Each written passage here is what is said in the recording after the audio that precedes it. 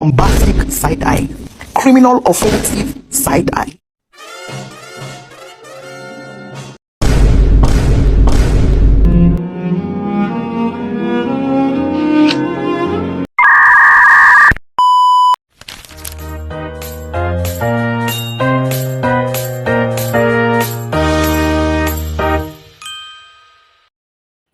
Assalamualaikum warahmatullahi wabarakatuh. Shalom, Om Swastiastu, Namo Buddhaya, Salam Kebajikan Rahayu. Perkenalkan, nama saya Agnes Sastri Oktaviana Nevi Hadia dengan NIM 2024-720104. Di sini saya akan menjelaskan tentang pendekatan berbasis deep learning untuk memenuhi satu mata kuliah strategi pembelajaran. Ini saya akan menjelaskan tentang yang pertama, kegiatan refleksi siswa setelah proyek mengenal motif batik daerah dalam konteks geometri dan pola. Tujuannya agar siswa mampu menjelaskan hubungan antara motif batik dan konsep geometri, simetri, translasi, rotasi, refleksi, serta pola. Dan agar siswa dapat merefleksikan proses proyek, apa yang dipelajari, kendala, dan ide perbaikan.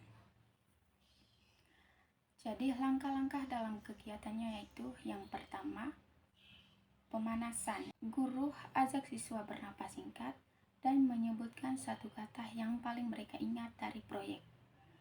Dan yang kedua yaitu pameran mini atau presentasi kelompok. Tiap kelompok menampilkan foto atau sketsa motif batik yang dibuat, menunjukkan pola materis dan ditemukan, misalnya garis, simetri, pusat, dan rotasi. Setiap kelompok jelaskan dua hal. Yang pertama itu konsep matematika yang muncul, dan yang kedua satu nilai budaya dari motif. Ketiga, jurnal refleksi individu. Menulis 4 poin singkat di lembar, di mana hal baru yang saya dipelajari tentang pola dan geom. Bagaimana proyek yang paling sulit dan kenapa, satu hal yang ingin saya lakukan lebih baik lain kali, dan satu nilai budaya yang saya hargai dari motif batik ini. Dan yang keempat, diskusi kelas terstruktur. Metode think, paint, share. Siswa tukar jawaban dengan teman, lalu 3-4 pasangan dipanggil berbagi ke kelas. Dan yang kelima, tindakan lanjutan. Guru dan siswa sepakati satu tugas mini, misalnya coba buat satu motif yang punya 2 sumbu simetris untuk pertemuan berikutnya. Bagaimana strategi guru menggunakan permainan tradisional seperti congklak atau engklek untuk numerisasi dan kesadaran budaya. Tujuannya untuk kembangkan keterampilan numeris, di mana kita menggunakan hitung, operasi dasar, strategi mental, pola bilangan, dan resep presentasi, dan memupuk apresiasi budaya lokal dan berpikir kritis, mengambil aturan, membuat variasi permainan. Di mana strategi dan langkah kegiatannya. Yang pertama yaitu kontekstualisasi budaya. Ceritakan asal-usul singkat, congklak atau engklek, alat, aturan tradisional, dan nilai sosial, kerjasama, dan sportivitas. Dan yang kedua itu demonstrasi dan eksplorasi. Guru tunjukkan cara bermain congklak 1 putaran sambil berpikir keras. Berapa biji yang dimiliki, bagaimana strategi mengosongkan lubang lawan. Untuk engklek, guru tunjukkan pola lompat menggambar pola bilangan, misalnya hitungan langkah. Dan yang ketiga itu tugas terstruktur, di mana tantangan yang pertama atau numerasi adalah hitung total biji, hitung sisa, identifikasi pola penambangan atau pengurangan saat giliran. Tantangan yang kedua atau strategi dan berpikir kritis. Buatlah strategi agar mendapat poin maksimal. Jelaskan alasan matematismu.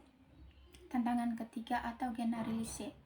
Ubah aturan kecil, misalnya mulai dari lubang berbeda, dan analisis dampaknya pada skor siswa, membuat hipnotis dan uji. Dan yang ketiga itu tentang rancangan pembelajaran membaca puisi rakyat, pantun atau parikan dengan pendekatan mindful learning. Pembelajaran membaca puisi rakyat dengan pendekatan mindful learning menekankan kehadiran penuh siswa saat membaca, mendengarkan, dan memahami pantun atau parikan. Melalui latihan pernapasan, pembacaan perlahan, pengamatan fokus, dan refleksi, siswa tidak hanya memahami struktur dan makna teks, tetapi juga mampu menangkap nilai-nilai budaya yang terkandung di dalamnya. Mindful learning membantu siswa lebih terhubung secara emosional dengan puisi, meningkatkan empati, konsentrasi, dan apresiasi terhadap kearifan lokal. Pembelajaran ini juga mendorong kreativitas siswa melalui pembuatan pantun atau parikan baru yang mencerminkan pengalaman budaya mereka sendiri. Dengan demikian, pendekatan mindful tidak hanya mengembangkan kemampuan literasi, tetapi juga menumbuhkan kesadaran budaya dan karakter positif pada diri siswa. Dan yang keempat yaitu tentang cara menilai hasil belajar secara autentik dalam proyek matematika dalam budaya pasar tradisional. Prinsip penilaian autentik: tampilkan kemampuan nyata, penerapan konsep numerasi dan literasi dalam situasi otentik, misalnya membeli, menimbang, tawar-menawar. Gunakan beragam sumber bukti, produk observasi, portofolio, refleksi, penilaian sejawat, dan diri sendiri. Kompen penilaian atau instrumen. Yang pertama, produk nyata atau lapak mini pasar atau poster harga atau katalog barang lokal. Kriteria: ketepatan perhitungan harga, kembalian, perorganisasian informasi, label, harga, ukuran, integrasi literal, deskripsi produk, cerita asal-usul. Instrumen: rubrik produk atau akurat lengkap presentasi. Dan yang kedua, tugas performatif atau simulasi jual beli. Siswa berpasangan melakukan transaksi dengan skenario, misalnya ada diskon, pengukuran berat. Kriteria: menghitung kembalian, penggunaan strategi perhitungan mental, bahasa komunikasi seperti sopan dan informatif. Instrumen: checklist observasi dan skor pada aspek numerisasi dan komunikasi. Dan yang ketiga, portofolio proyek, lembar kerja, foto, catatan pengamatan pasar, desain problem solving. Fungsinya menilai perkembangan, proses, dan produk akhir. Dan yang kelima tentang argumentasi kritis. Mengapa integrasi kearifan lokal dalam pembelajaran deep learning penting? Dengan landasan teori, minimal satu ahli. Integrasi kearifan lokal dalam pembelajaran berbasis deep learning sangat penting karena mampu menjadikan proses belajar lebih bermakna, kontekstual, dan berakar pada identitas budaya siswa. Deep learning menuntut pemahaman mendalam, kemampuan menghubungkan konsep, serta penerapan pengetahuan pada situasi nyata. Kearifan lokal menyediakan konteks autentik yang dekat dengan pengalaman kehidupan siswa, sehingga mempermudah proses konstruksi pengetahuan. Vygotsky menegaskan bahwa belajar adalah proses sosial yang tidak dapat dipisahkan dari konteks budaya. Menurut Vygotsky, anak membangun pengetahuan melalui interaksi dengan lingkungan budaya, bahasa, dan praktik sosial.